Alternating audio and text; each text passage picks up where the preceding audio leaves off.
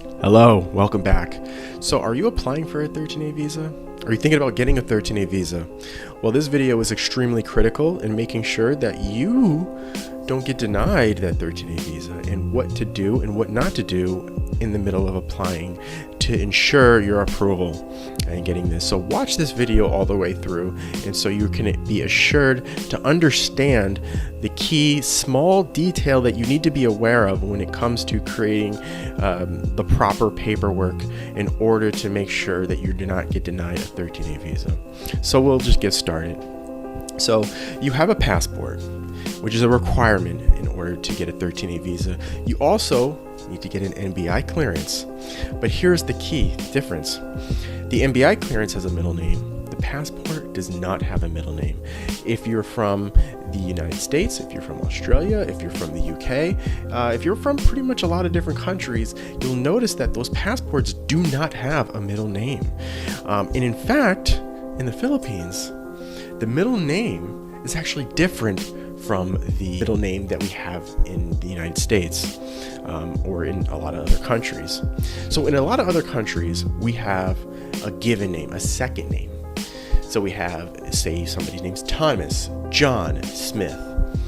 That John is really not a middle name. Now, we've been told our whole lives that that's a middle name, and we even considered it a middle name.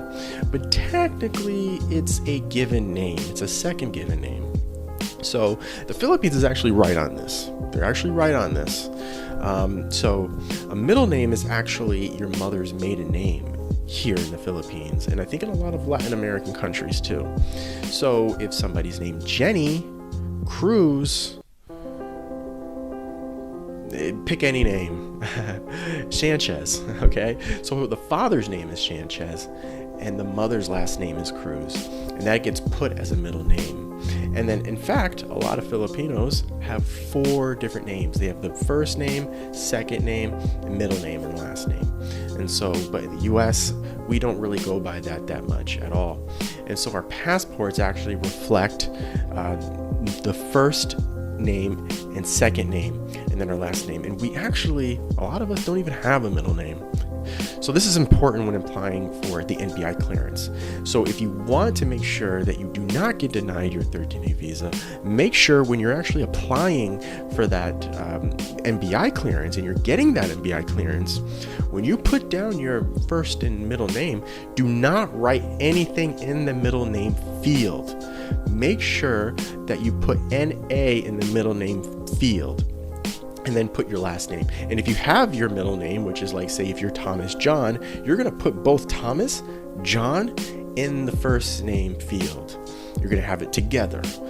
And this will be consistent with your passport, because if you look on your passport, there's no indication of middle name at all. And this is the problem, because when they review your 13A visa, they're gonna say, okay, his NBI clearance has a middle name, but his passport doesn't.